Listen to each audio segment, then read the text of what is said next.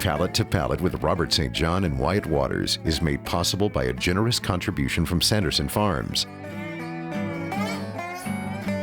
Additional funding is provided by this and other public television stations, and from viewers like you. Thank you.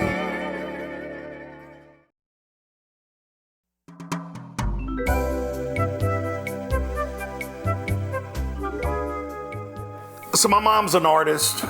She took us to museums growing up. I always went to museums.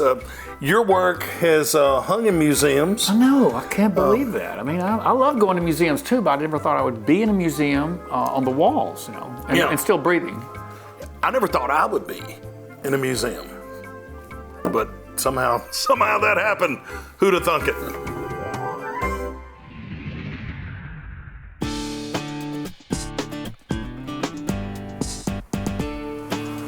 So the Magical Mississippi Tour started because you and I are such Beatles fans. And the Beatles loaded up people on a bus and drove around England, and we thought that'd be cool to do in Mississippi. Here we were in the middle of the day. We were coming out of Oxford, coming out of Starkville, heading into Meridian to the Max. We visited 8 museums on the Magical Mississippi Tour. There were 2 I had never visited. Elvis Presley Museum, of which you had been, and you had actually painted that place. But neither of us had been to the Max in Meridian. No, that was pretty cool. I'd heard about it, you know, being built and what it was going to be about, but that was our first time to be there. Yeah, it opened actually while you and I were in Italy leading the tour, where we came up with the idea for the Magical Mississippi Tour. And I'm going to tell you, it was impressive. Oh, yeah. That museum was unbelievable. I mean, you can't walk in that museum and not be proud to be a Mississippian and be proud of your home state. I felt proud just being there.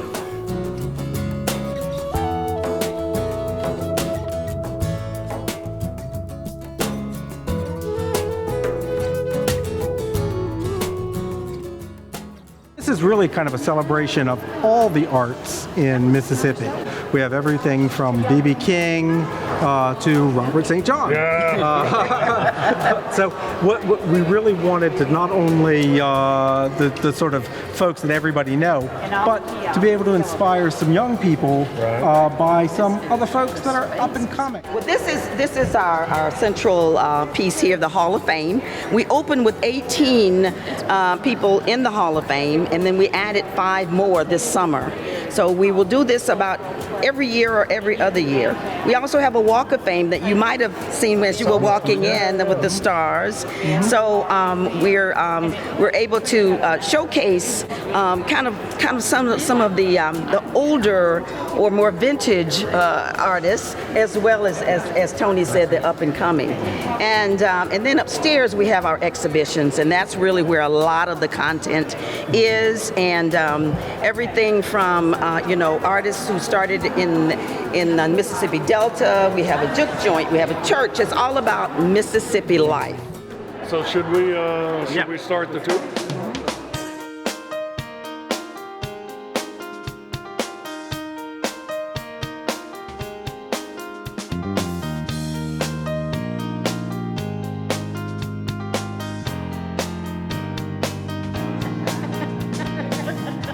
He's rowing. That's about the most rowing I've done. Okay.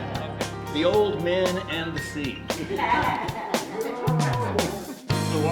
Walter Anderson, yeah, here we go.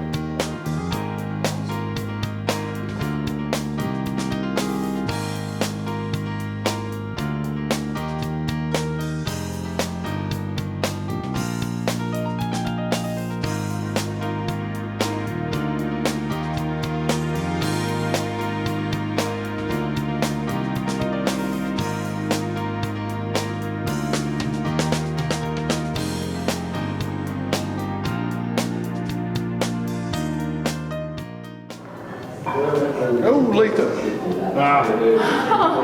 I am Bonnie. So these are our friends. This is Letha Jackson, Queen of Barbecue. She started in Foxworth, Mississippi, and migrated down to Hattiesburg about 20 years ago. This is her daughter, Bonnie, and this is her daughter, Carolyn. Letha had 5 or 6 children. Larry is not in this, or a couple other kids, but it's some of the best barbecue you're ever going to eat. I gave the eulogy at Bonnie's funeral and at Letha's funeral and at her son Larry's funeral. They meant a lot to me, and they're great people. So this is much deserved right here. It's good to see that. We get to the museum and we see all the Jim Henson Muppets. Yeah. We see the John Grisham books, and we see Oprah Winfrey. We see all the music, all the great things of Mississippi, and a lot of folks on the trip motioned for us to come over, and bingo, there you are. You're a museum piece. You see anybody out here? Who's that? I'm right next to Eb. Awesome. Good. Yeah, I had heard there was something, and they asked me to bring, some books to put in the kitchen. I thought it was just a kitchen thing, but then there was this other thing. It was a strange feeling being there. It's pretty cool. I'm putting my Easy Bake Oven up there. We didn't bring it with us, but we're gonna donate it. In my professional career, and whatever all this is, one of the more meaningful moments. It was a small kind of thing in the corner of the museum, but the reason it's so meaningful to me, it's not an ego thing at all. It's just that it's part of this Mississippi experience, and I love Mississippi so much that to be a small little bitty cog in whatever this thing is, you're a big cog in what Mississippi is with your art. But it was moving, and I was honored, I was touched, and very cool thing. It was very, very cool. Yeah. This museum is really a tribute to everyone who lives in this state. I was born and raised right here in Meridian, Mississippi. I get excited. I get motivated every day when I come in. It's just something really special about it, and I hope that everyone will be able to come and see it. I scheduled an hour for our group to be there, which wasn't even close to being enough time.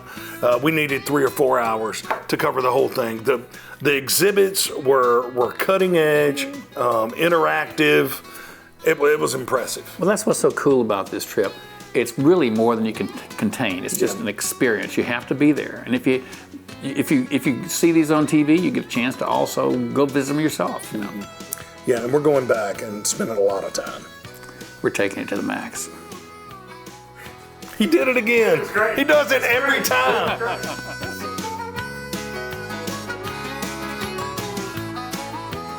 And the Magical Mississippi Tour continues. We're seeing Mississippi food, art, culture, personalities.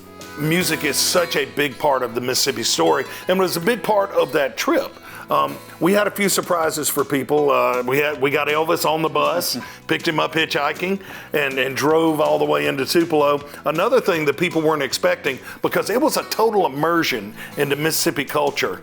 And if we were driving through the Delta, we had blues music playing. On the way to Meridian, we had Jimmy Rogers playing. After we left the Max, we had Bill and Temperance set up, and they played bluegrass on the bus. And it was one of the cooler experiences of the trip.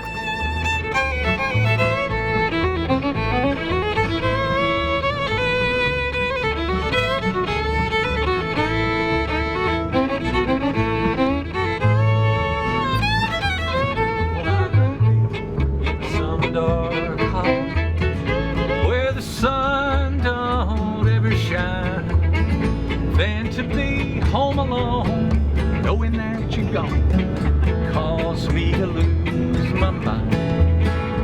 So blow your whistle, freight train, take me far down the track. I've known Wyatt and Robert for years, admired their work for many, many years, and just to be a part of something that they put together, watch the show forever and love it, and just to be a part of that is really cool.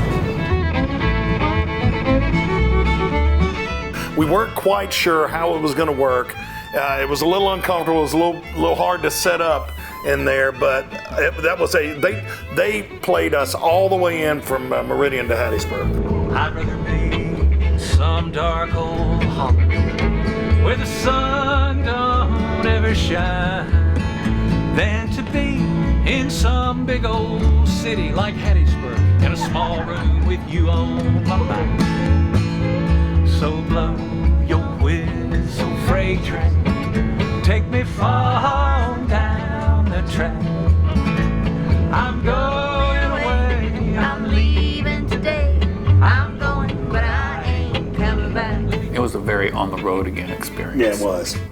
You know, it reminded me of that Jackson Browne album too, you know, Running on Empty, because you could hear the diesel, you know, going, and there was a Jeff, the bass player, and Temperance playing violin and singing, and Bill playing guitar. It was really like you were on stage, and the stage had wheels. Yeah. Bill Ellison, our good friend, has hosted Roots Radio on MPB for years. Probably knows more than anyone in this entire state about Roots music. so blow your whistle, freight train, take me far down. And you know, he and Temperance have been playing for a long time. Her voice is the voice of an angel. I'm going, but I ain't coming back. She can play the heck out of a violin on top of that. And so when you get all of that together, Chemistry. yeah, and then you put it on a bus, it was a really cool thing.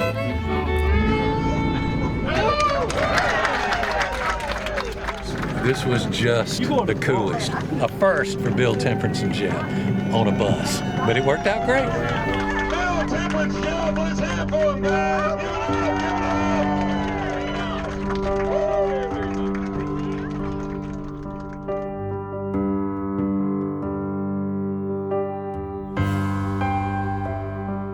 So the third night was in my hometown of Hattiesburg. It was a very proud moment for me to bring all 40 people into Hattiesburg. A lot of people don't know, but Hattiesburg was founded on the timber business and the railroad business. And it's called the Hub City because all the railway travel that went through there, and you think about the hub being Gulfport, New Orleans, Natchez, Jackson, Birmingham, Mobile, and everything. At the height of rail travel, about 42 trains a day came through Hattiesburg.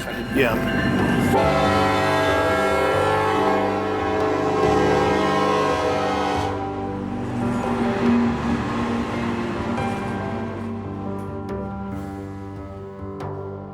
Our guests saw how vodka was made, and now in Hattiesburg a few days later, they're seeing how beer was made. And we had a little tour. We were running a little late, so it was a quick tour. Southern Prohibition Brewery, we're in downtown Hattiesburg while the train goes by. We had a quick in and out, but they learned how beer's brewed and how it's made. And this is really a regional player and a well-known beer in this part of the world. So Quimby Chun is the owner of this place. He's done a super job down here. So it was a nice visit, but we're heading back to the hotel now. And then we headed to the hotel and later to the Purple Parrot. I've heard of that place. We got some nice artwork hanging on the wall in there.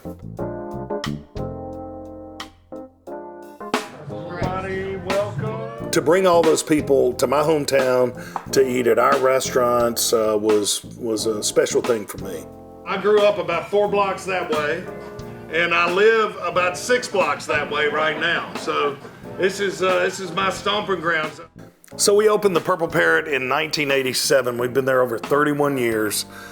We've done a total remodel 3 or 4 times. This last remodel is my favorite by far, mainly because of the artwork that's hanging on the walls in there, and it's all this guy's work. He said, you know, I'm doing the Purple Parrot over, and I really want to do it in a coastal theme. And I want to get some paintings to put it on. I thought, well, that's great. That's wonderful. And then he said, I want them to be this size. Now, I don't work this size. This is the way Robert is, though. Robert, this is the way Robert is. Robert said, oh, you can do it. You can do it. And he really pushed me out of my comfort zone into an uncomfortable area that I needed to be in. And I learned so much. And I'm so, so proud of those paintings. I mean, they were some of the largest pieces I'd ever done, too. Mm-hmm. I immersed myself in the Gulf Coast in that painting series.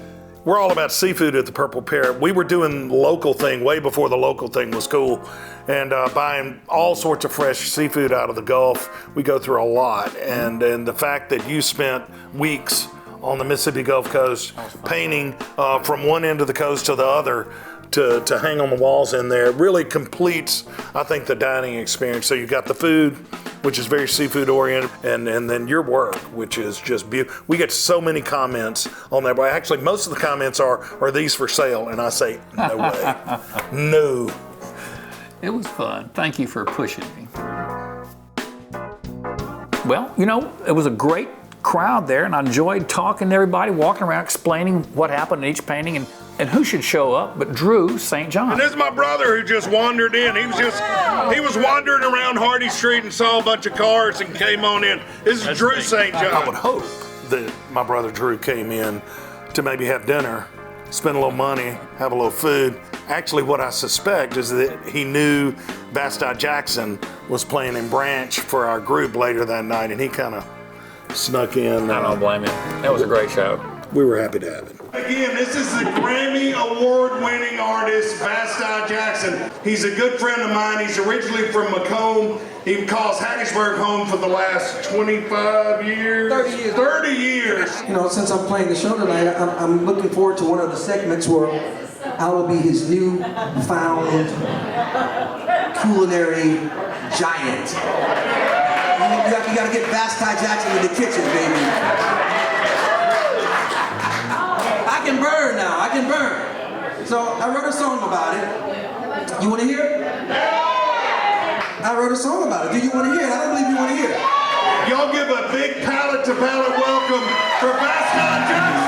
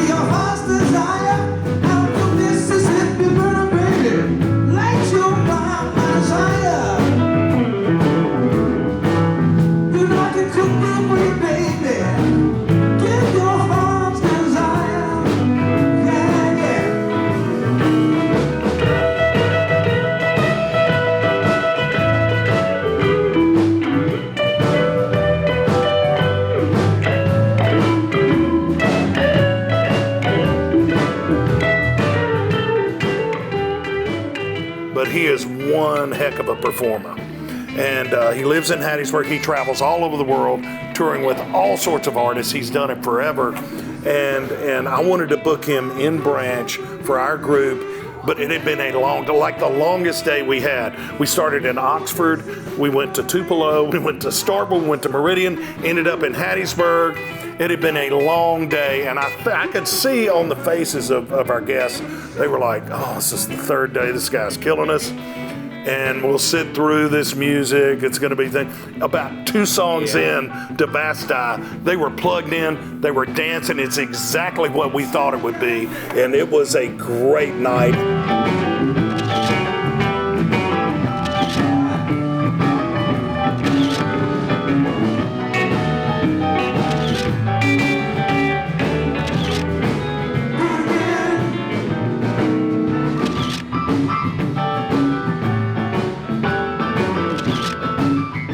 They weren't ready to leave when it was over. It was, they had gone into that a little tired and sleepy, and that Vasti took the crowd level up to this. It was fun night, and to do it in the Purple Parrot and in Branch was special for me.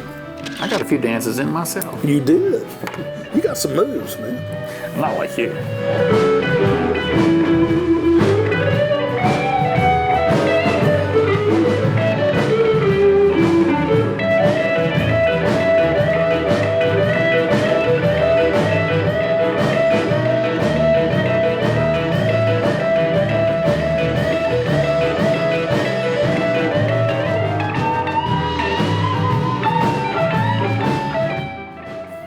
I was dancing, but you know what? You can dance with a brush too. So you know, it was a great opportunity to paint. I love painting music subjects.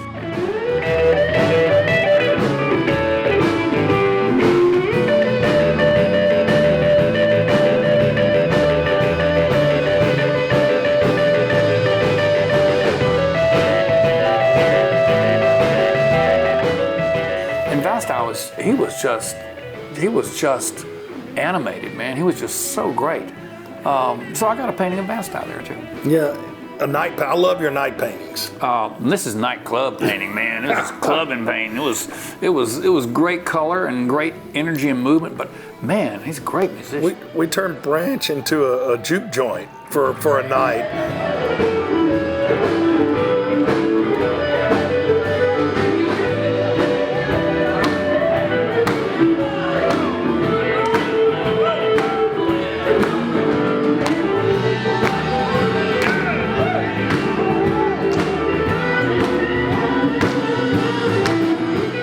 Which was a good feeling. The thing about Vasti too is he started and went one direction, and then he read the crowd, which he is so good at doing, and he took it in an exact other direction, and the energy level, yeah, he did. Energy level came up. He's the consummate performer, and nowadays he's really into Mississippi blues and the heritage music, and he's a great ambassador, not only for the blues but really for Mississippi. Really authentic. Yeah, we're proud he's a friend of ours.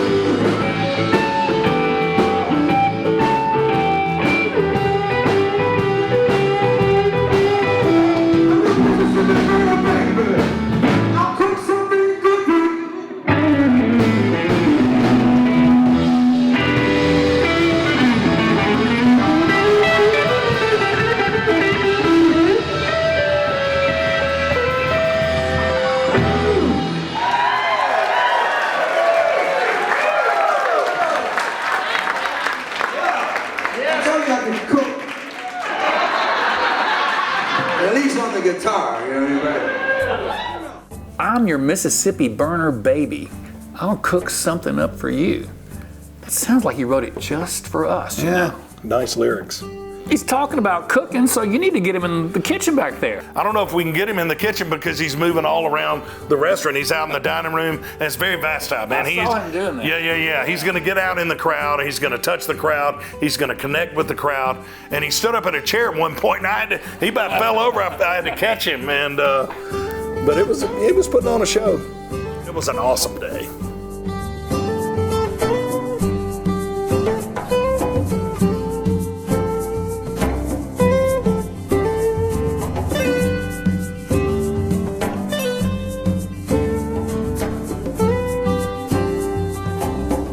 So you know I'm a breakfast guy. It's your meal. Favorite meal of the day. I've wanted to do a breakfast restaurant for about 10 years. All right, we're about to have breakfast at the Midtowner. I wanted a place that felt like it's been here since 1948. And just a place where all the community could come and gather. The thing about the Midtowner, I wanted the most Hattiesburg restaurant ever in Hattiesburg. I wanted a good community cafe. And I turned around and the place was packed, and I looked around and that's what it was. Young, old, black, white, rich, poor, sorority girls, nurses. It was the entire community in this one place sharing a meal. It was one of my proudest moments in the restaurant business because what we've done is we've lost that. What we have are a lot of chain restaurants, and you know, a chain restaurant tells you nothing about the community, nothing about the people in that community. It's the little small independent cafes where guys are having coffee and talking politics and sports every morning. That's what tells you about a community. And so for our breakfast that day, I was really proud to have all of our guests in the Midtowner for a big breakfast, and the mimosas were flowing. Midtowner is like going back in time. I feel like I'm 5 years old. Well, 7. That was back in the 1940s. It looks like it's been there for 50 years and still going strong. And you know, that table where these certain guys sit every morning, you did a great job with it. My favorite thing, though, is that grade school photo of you. Can you do that face again? Actually, I don't think he's quit doing that face. That thing cool. That has followed me around since 2nd grade. I don't know where we're going to put all these. and we had full bellies and we were heading south. This has been such a great trip, and it's hard to imagine that it can get better, but we go to the Mississippi Gulf Coast. And that's why there's more to come. Stay tuned.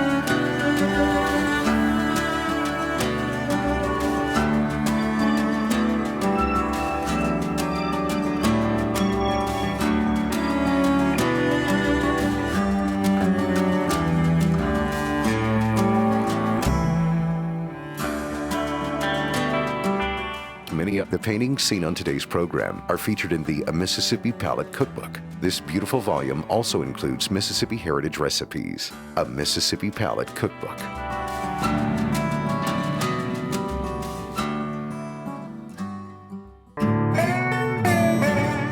Palate to Palate with Robert St. John and Wyatt Waters is made possible by a generous contribution from Sanderson Farms.